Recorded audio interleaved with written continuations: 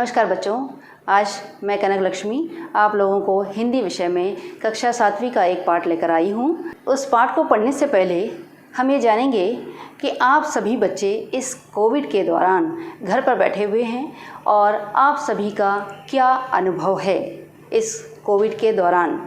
तो मैं अगर किसी बच्चे से पूछती हूँ तो वो बच्चा कहेगा कि मेरा अनुभव यह है मैडम कि मैं अपने स्कूल को याद कर रहा हूँ, अपने जो पढ़ाई है उसके बारे में चिंतित हूँ और मैं यह याद कर रहा हूँ उस समय को जिस समय मैं अपने कक्षाओं में बैठ करके पढ़ता रहा और उसके बाद ही अपने साथियों के साथ मैं खेला करता था, इसे वो याद कर रहा होगा। और दूसरे बच्चे से अगर मैं पूछती हूँ कि बेटे आपका क्या अनुभव है, तो वो बच्चा यही कहेगा कि मेरा अनुभव यह है मैडम कि मैं स्कूल की तरह ही अपने घर को मैं प्रयोग कर रहा हूँ। मेरे माता पिता जो है वो मुझे पढ़ने में मदद कर रहे हैं। मेरे सारे जो डाउट्स है, सारी जो शंकाएं हैं उसे वो मेरे माता पिता जो है वो दूर कर रहे हैं और मैं अपने भाई के साथ घर पर खेल रहा हूँ, इसीलिए मेरा अनुभव यह है। तो अलग अलग तरह के लोगों का अलग अलग अनुभव होगा। कुछ बच्चे ये सोचेंगे कि मैं स्कूल जाता तो ठीक था, कोई बच्चे ये सोचेंगे कि मैं स्कूल नहीं जा रहा हूँ लेकिन मेरा कुछ नुकसान नहीं हो रहा है, मैं घर बैठे बैठे भी पढ़ाई कर रहा हूँ।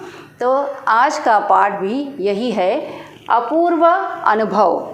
अपूर्व अनुभव जो है ये एक कहानी है, ये संस्मरण है, जिससे संस्मरण उसे कहते हैं जो कभी घटित हो जाता है उसे हम बाद में याद करके उसको लिखते हैं, उसे कहा जाता है संस्मरण। इस पाठ को लिखा गया है तेत्सुको कुरियानागी। यह जो अपूर्व अनुभव है यह एक जापानी भाषा में लिखी गई पुस्तक है जिसका हिंदी में अनुवाद किया गया है।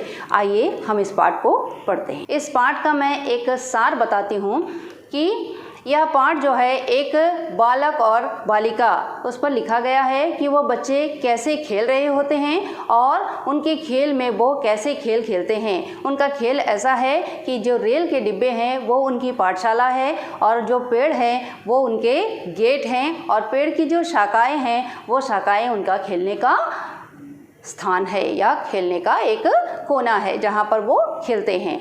तो यह कहानी हम पढ़ते हैं। सभागार में शिविर लगने के 2 दिन बाद तोतो-चान के लिए एक बड़ा साहस करने का दिन आया।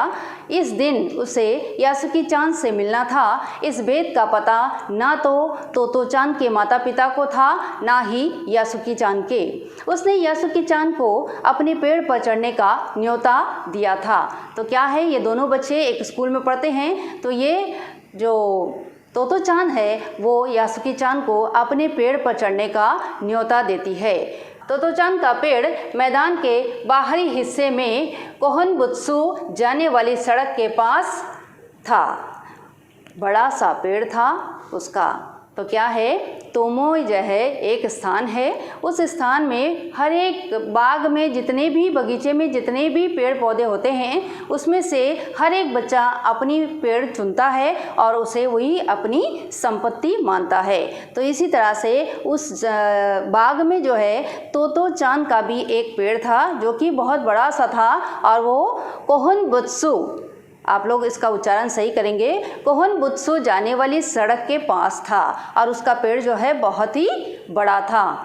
चढ़ने जाओ तो पैर फिसल फिसल जाते, पर ठीक से चढ़ने पर जमीन से कोई 6 फुट की ऊंचाई पर एक द्विशाखा तक पहुंचा जा सकता था। बिल्कुल किसी झूले सी आरामदेह जगह थी यह। तोतो-चान अक्सर खाने की छुट्टी के समय या स्कूल के बाद ऊपर चढ़ी मिलती। वहाँ से वह सामने दूर तक ऊपर आकाश को या नीचे सड़क पर चलते लोगों को देखा करती थी। तो यह तोतो-चान जो है वह अक्सर क्या करती थी, अपने जो वो पेड़ है वो पेड़ पर अक्सर चढ़ने की कोशिश करती है, फिर वो फिसल जाती है, लेकिन वो ज़्यादा ऊंचा नहीं था, 6 फुट की दूरी पर ही द्विशाखाएँ थी। यहाँ पर द्विशाखाओं का अर्थ है जैसे यह पेड़ है इसमें शाखाएं बनी हुई हैं, यह द्विशाखा जो है यहाँ पर ये बच्चे जो है आराम से बैठकर खेल सकते हैं। यह बहुत बड़ा स्थान मिल जाता है उनको खेलने के लिए।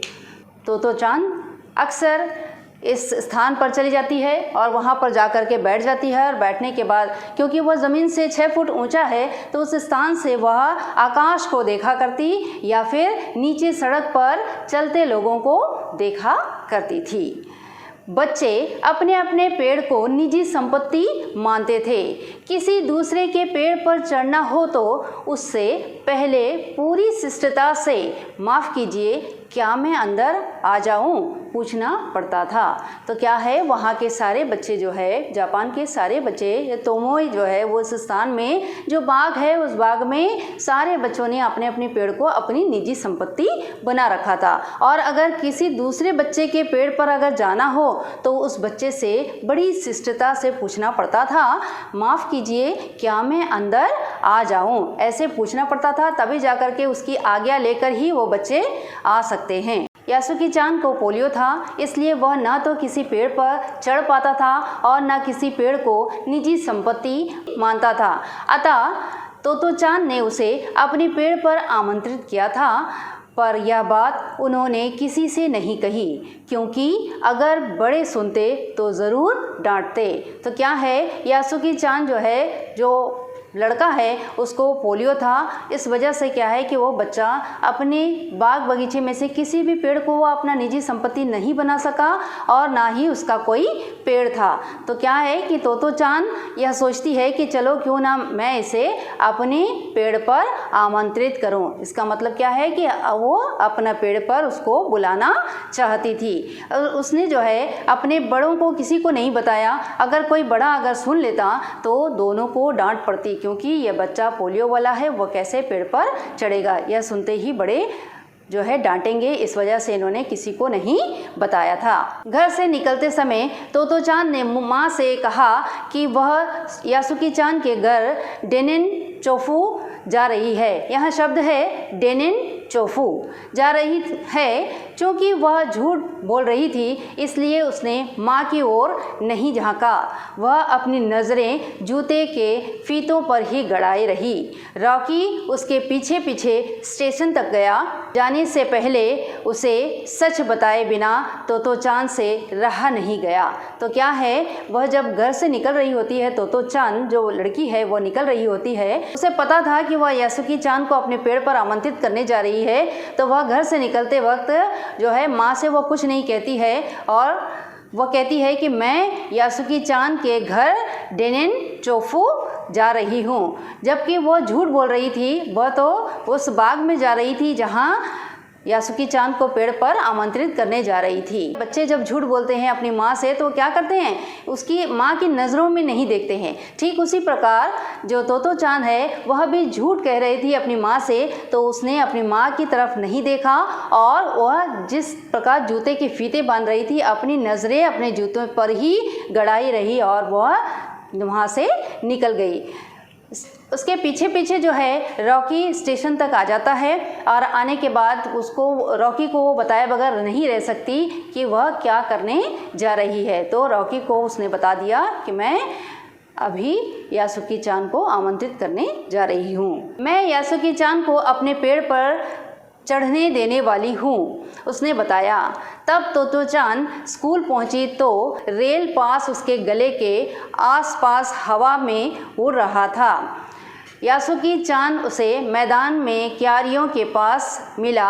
गर्मी की छुट्टियों के कारण सब सूना पड़ा था। यासुकी चान उससे कुल जमा 1 ही वर्ष बड़ा था, पर तोतो चान को वह अपने से बहुत बड़ा लगता था। तो क्या है, यासुकी चान दौड़ती हुई जो है वो मैदान की ओर जाती है और जाते समय उसको ऐसे लगता है जैसे कि यासुकी चान मैदान के में क्यारियों के पास ही उसको मिल जाता है। और मिलने के बाद यहाँ क्योंकि गर्मी की छुट्टियाँ जब होती हैं तो स्कूल के आसपास कोई बच्चे दिखाई नहीं देते हैं, तो इसी तरह से वहाँ पर भी गर्मियों की छुट्टी चल रही थी तो स्कूल जो है वह थोड़ा सा सूना सूना सा था।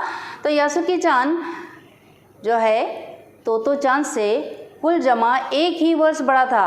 मतलब यासुकी चान तोतो चान से 1 ही वर्ष बड़ा था, लेकिन तोतो चान को ऐसे लगता था कि यह मुझसे काफ़ी बड़ा है। क्योंकि जो बच्चे अपंग होते हैं या विकलांग होते हैं, जो वो बच्चे थोड़ा बड़े ही दिखते हैं, अपनी उम्र से ज़्यादा बड़े ही दिखा करते हैं।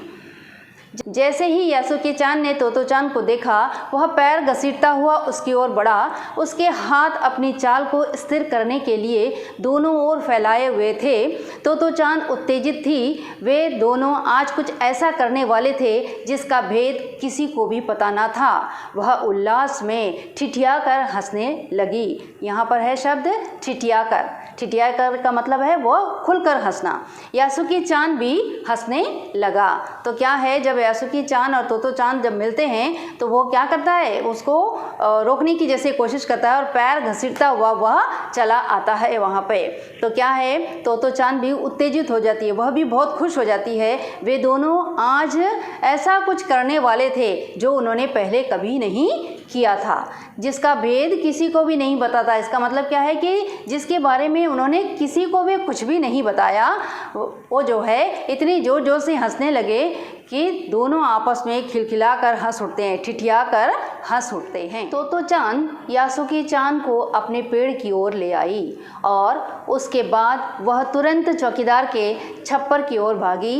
जैसा उसने रात को ही तय कर लिया था, वहाँ से वह एक सीढ़ी घसीटती हुई लाई। उसे तने के सहारे ऐसे लगाया जैसे वह द्विशाखा तक पहुँच जाए। वह कुर्सी से ऊपर चढ़ी और सीढ़ी के किनारे को पकड़ लिया। तब उसने पुकारा, ठीक है, अब ऊपर चढ़ने की कोशिश करो।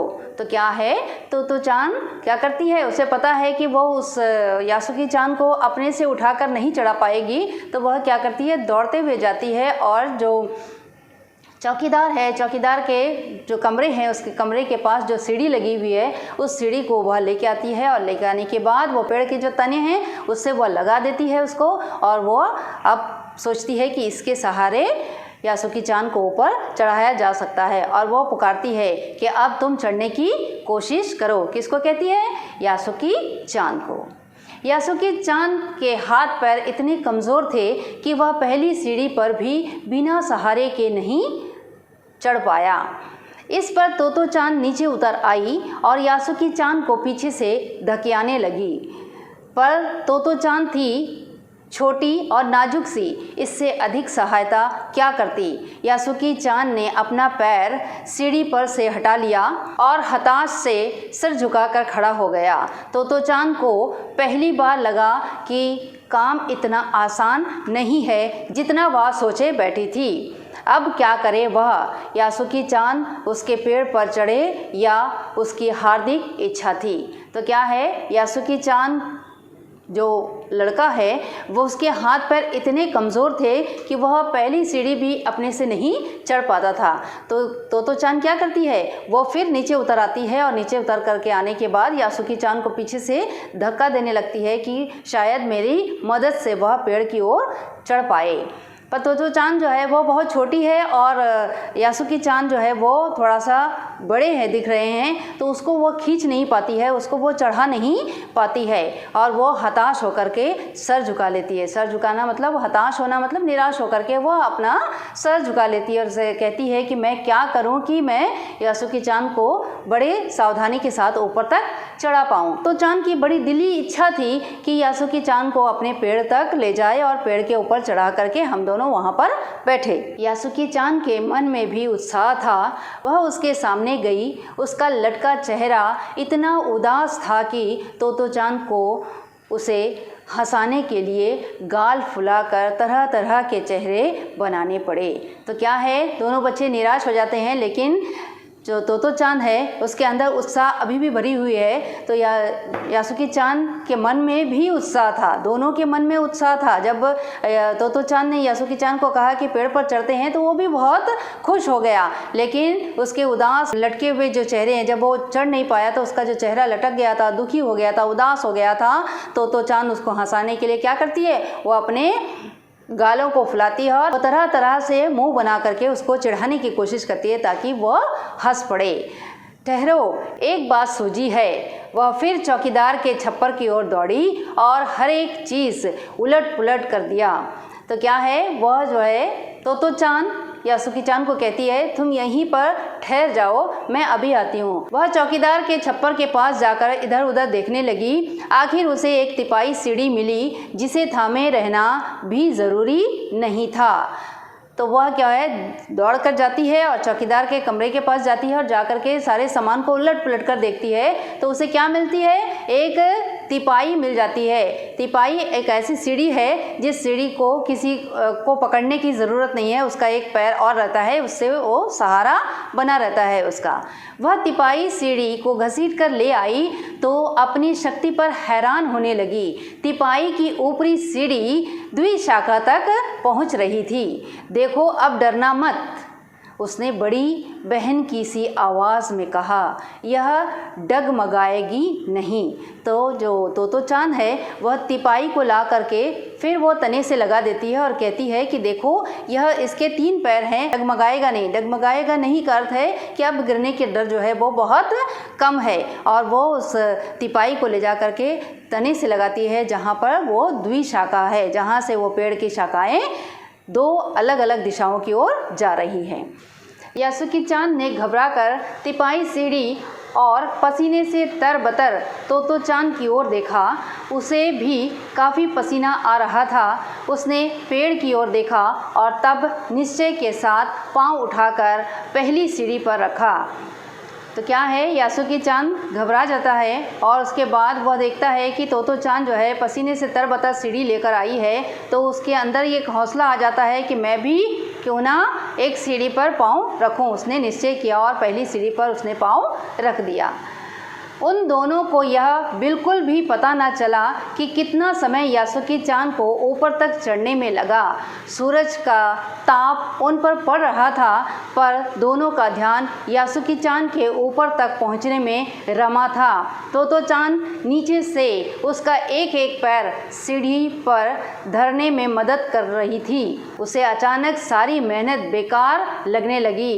तोतो चान तो सीढ़ी पर से छलांग लगाकर द्विशाखा पर पहुंच गई, पर उसे अचानक सारी मेहनत बेकार लगने लगी। तोतो चान तो सीढ़ी पर से छलांग लगाकर द्विशाखा पर पहुंच गई, पर यासुकी चान को सीढ़ी से पेड़ पर लाने की हर कोशिश बेकार रही। यासुकी चान सीढ़ी थामे तोतो चान की ओर ताकने लगा। तोतो चान की रुलाई छूटने को हुई। उसने चाहा था कि यासुकी चान को अपने पेड़ पर आमंत्रित कर तमाम नई नई चीज़ें दिखाए। तो क्या है कि यासुकी चान को वो पेड़ पर ले जाना चाहती थी, लेकिन वह एक सीढ़ी यासुकी चान सीढ़ी पर नहीं चढ़ पा रहा था। इसे देख करके तोतो चान की रुलाई छूटने लगी। इसका अर्थ है कि वो उसको रोने जैसा प्रतीत हो रहा था कि उसकी मेहनत जो है वो बेकार जा रही है। पर वह रोई नहीं। उसे डर था कि उसके रोने पर यासुकी चान भी रो पड़ेगा। उसने यासुकी चान का पोलियो से पिचकी और अकड़ी उंगलियों वाला हाथ अपने हाथ में थाम लिया। उसके खुद के हाथ से वह बड़ा था, उंगलियां भी लंबी थी। देर तक तोतो चान उसका हाथ थामे रही, तब बोली, तुम लेट जाओ, मैं तुम्हें पेड़ पर खींचने की कोशिश करती हूँ। तो उसने क्या कहा, उसके जो हाथ हैं यासुकी चान के हाथ को तोतो चान पकड़ लेती है और कहती है कि तू लेट जाओ और मैं तुम्हें ऊपर की ओर खींचने की कोशिश करती हूँ। उस समय द्विशाखा पर खड़ी तोतो चान द्वारा यासुकी चान को पेड़ की ओर खींचते अगर कोई बड़ा देखता तो वह ज़रूर डर के मारे चीख उठता। उसे वे सच में जोखिम उठाते ही दिखाई देते। पर यासुकी चान को तोतो चान पर पूरा भरोसा था और वह खुद भी यासुकी चान के लिए भारी खतरा उठा रही थी। अपने नन्हे नन्हे हाथों से वह पूरी ताकत से यासुकी चान को खींचने लगी। बादल का एक बड़ा टुकड़ा बीच बीच में छाया करके उसे कड़कती धूप से बचा रहा था। काफ़ी मेहनत के बाद दोनों आमने सामने पेड़ की द्विशाखा पर थे। पसीने से तरबतर अपने बालों को चेहरे पर से हटाते हुए तोतो चांद ने सम्मान से झुक कर कहा, मेरे पेड़ पर तुम्हारा स्वागत है। तो क्या है, बड़ी मशक्क़त के बाद दोनों जो है वो द्विशाखा तक पहुंच जाते हैं और पहुंचने के बाद जो है तोतो चांद बड़े सम्मान के साथ उसका स्वागत करती है और कहती है कि मेरे पेड़ पर तुम्हारा स्वागत है। कुछ झिझकता हुआ वह मुस्कुराया। तब उसने पूछा, क्या मैं अंदर आ सकता हूँ? उस दिन यासुकी चांद ने दुनिया की एक नई झलक देखी जिसे उसने पहले कभी ना देखा था। तो ऐसा होता है पेड़ पर चढ़ना, यासुकी चांद ने खुश होते हुए कहा। तो क्या है, जब झिझकता हुआ कैसे भी वो खड़ा हो जाता है यासुकी चांद, और खड़े होकर के वह भी बड़े अदब से पूछता है, क्या मैं अंदर आ सकता हूँ? और यासुकी चांद को ऐसे लगता है कि यह जो अनुभव है ये दुनिया में ऐसी झलक उसने कभी नहीं देखा, और ऐसा अनुभव भी उसने कभी नहीं किया कि उसके पेड़ पर उसने एक अपंग बच्चे को चढ़ा लिया है। वे बड़ी देर तक पेड़ पर बैठे बैठे इधर उधर की गप्पे लड़ाते रहे। मेरी बहन अमेरिका में है, उसने बताया है कि वहाँ एक चीज़ होती है, टेलीविज़न। यासुकी चांद उमंग से भरा बता रहा था। वह कहती है कि जब वह जापान में आ जाएगा तो हम घर बैठे बैठे ही सोमो कुश्ती देख सकेंगे। वह कहती है कि टेलीविज़न एक डब्बे जैसा होता है। तो दोनों गप्पे लगाते हैं। तो यासुकी चांद यह कहता है, मेरी जो बहन है वो अमेरिका में है और उसने कहा कि जब मैं अमेरिका चला जाऊंगा तब वहाँ घर बैठे बैठे मैं टीवी देख सकूँगा और उस टीवी में सोमो कुश्ती देख सकूँगा। और टीवी कैसा है कि एक डब्बे जैसा है, क्योंकि वह उस वक्त टीवी नहीं थे। तो चांद उस समय यह तो ना समझ पाई कि यासुकी चांद के लिए जो कहीं भी दूर तक चल नहीं सकता, घर बैठे चीज़ों को देख लेने के क्या अर्थ होंगे। वह तो यही सोच रही थी कि सुमो पहलवान घर में रखे किसी डब्बे में कैसे समा जाएंगे। उनका आकार तो बड़ा होता है, पर बात उसे बड़ी लुभावनी लगी। उन दिनों टीवी के बारे में कोई नहीं जानता था। पहल यासुकी चांद ने ही तोतो चांद को उसके बारे में बताया था। पेड़ मानो गीत गा रहे थे और दोनों बेहद खुश थे। यासुकी चांद के लिए पेड़ पर चढ़ने का यह पहला और अंतिम मौका था। तो क्या है, पेड़ पर चढ़ने के बाद जब वो सुमो पहलवान की कहानी जब बताता है कि मैं टीवी पर सुमो पहलवान का जो कार्यक्रम है उसे देखूंगा, तो चांद जो है वो सोचने लगती है, क्योंकि उसने कभी टीवी नहीं देखा था और टीवी के बारे में उसने सुना नहीं था। पहली बार वो सोच रही है कि ऐसा एक बड़ा पहलवान जो है वो एक छोटे से डिब्बे के अंदर कैसे समा जाएगा। और दोनों जो है वो बातें कर रहे हैं। पेड़ को देखने पर ऐसे लगता है जैसे पेड़ भी इन बच्चों के साथ गीत गा रहे हों और दोनों बेहद खुश रहते हैं। यासुकी चांद के लिए पेड़ पर चढ़ना पहला और अंतिम मौका था, क्योंकि वह विकलांग था। इस पाठ से जो है बच्चे, लेखक ने यह बताने की कोशिश की है कि हम अपने जो साथी हैं, जो अगर हमारे साथ कोई विकलांग बच्चा है तो हम उनसे हीन भावना ना रखें, उनके साथ सहानुभूति से पेश आए और उनके हर कार्य को करने के लिए हम उनकी मदद करें। और दूसरी एक बात बताने की कोशिश की है कि हम पेड़ों से कैसे प्रेम करें, कैसे हम पर्यावरण से प्रेम करें और पेड़ लगाएं, उस पेड़ को अपनी संपत्ति मानकर उसकी सेवा करें, ताकि वो बड़े होकर के हमें ऑक्सीजन देने का काम करे और हमारा वातावरण शुद्ध रहे। और तीसरी बात इस पाठ में यह बताने की कोशिश की गई है कि शिष्टता क्या होती है, कि हम किसी से कोई चीज़ अगर मांग रहे हैं तो बड़े अदब के साथ हमें उनसे मांगना चाहिए कि हमें यह कॉपी दे दीजिए या हमें यह कॉपी की ज़रूरत है। हम बड़े प्यार से और अदब से पेश आए, इसी को कहते हैं शिष्टता। तो बड़ी अच्छी अच्छी बातें इस पाठ में बताया है लेखक ने। बच्चों, इस पाठ को हमने पढ़ा। इस पाठ में आए कठिन शब्दों के अर्थ हम जानेंगे। झिझकता का अर्थ है संकोच करना या हिचकिचाहट होना, किसी को कुछ कहने में हम जो है झिझकते हैं। दूसरा नंबर है आमंत्रित का अर्थ है बुलाना, हम किसी को अपने घर में आमंत्रित करते हैं। तीसरा नंबर है ठिठियाकर का अर्थ है कि वो खिलखिलाकर हंसना। चौथा नंबर है ढकियाने, जैसे कि तोतो चान जो है वो यासुकी चान को धक्का दे रही है। इसका अर्थ है धक्का देना, उसको धक्का देकर पेड़ के ऊपर चढ़ाने की कोशिश करती है। 5वां नंबर है हार्दिक। हार्दिक का अर्थ है कि हम हार्दिक रूप से आपका स्वागत करते हैं। इसका मतलब है हम हृदय से आपका स्वागत करते हैं। तो बच्चे इस पाठ में आए प्रश्नों को हल करने की कोशिश करेंगे। पहला प्रश्न है, यासुकी चान को अपने पेड़ पर चढ़ाने के लिए तोतो चान ने अथक प्रयास क्यों किया? उसने अथक प्रयास इसलिए किया कि वह यह जानती है कि उसके दोनों पैर, दोनों हाथ सही सलामत है, इसलिए वो दौड़ करके पेड़ के ऊपर चढ़ जाती है। लेकिन वह अपने साथी जो है, विकलांग बच्चे जो है, पोलियोग्रस्त जो बच्चा है, उसको भी वो चढ़ाने का कोशिश करती है। उसे वो कहती है कि मैं जिस चीज़ को देख रही हूँ उस चीज़ को यासुकी चान भी पेड़ के ऊपर चढ़ करके देखे। दृढ़ निश्चय। दूसरा प्रश्न है, दृढ़ निश्चय और अथक परिश्रम से सफलता पाने के बाद तोतो चान और यासुकी चान को अपूर्व अनुभव मिला। इन दोनों के अपूर्व अनुभव कुछ अलग अलग थे, दोनों में क्या अंतर रहे? लिखिए। तो क्या है ये जो अनुभव है, यह सही में हमारे पास जो भी अनुभव होता है वो अपूर्व होता है, बहुत अच्छा होता है। तो इसी तरह से यह जो यासुकी चान है उसको यह सफलता मिली कि उसने अपंग होने के बावजूद भी उस पेड़ पर चढ़ करके उस पेड़ के दृश्य को देखा, और जो तोतो चान है उसका परिश्रम काम आया, उस पर वो परिश्रम करती रही जब तक उसको सफलता नहीं मिली। और इसलिए दोनों का जो अनुभव है वो दोनों ही अलग अलग है। तीसरा नंबर है, पाठ में खोज कर देखिए कब सूरज का ताप यासुकी चान और तोतो चान पर पड़ रहा था, वे दोनों पसीने से तरबतर हो रहे थे, और कब बादल का एक टुकड़ा उन्हें छाया देकर कड़कती धूप से बचाने लगा था। आपके अनुसार इस प्रकार परिस्थिति के बदलने का क्या कारण हो सकता है? क्योंकि हम जब भी देखते हैं कि वो सूर्य को ढक रहे हैं और ढकने की वजह से क्या है, सूर्य छिप जाता है बादलों के बीच और हमें जो है वो छायादार लगती है, हमें ऐसा लगता है कि हमें छाया मिल रहा है। तो ये जो बच्चे दोनों कोशिश कर रहे थे पेड़ पर चढ़ने की, तो बादल ने भी साथ दिया। बादल जो है वो सूर्य को ढक लेता है ताकि सूर्य का प्रकाश लगकर ये दोनों बच्चे पसीने से तरबतर न हो जाए।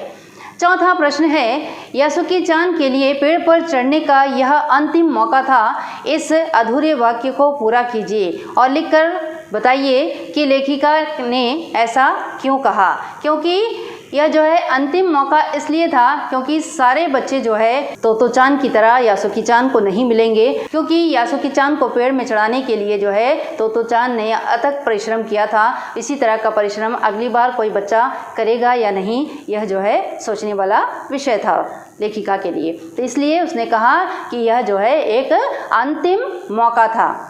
या यासुकी चान के लिए पेड़ पर चढ़ना एक अंतिम मौका इसलिए था क्योंकि तोतो चान ने बहुत परिश्रम से उसको पेड़ पर चढ़ाया था, और उसने भी बड़े परिश्रम करके उस पेड़ पर चढ़ करके पेड़ के ऊपर से उस दृश्य को उसने देखा। धन्यवाद बच्चों।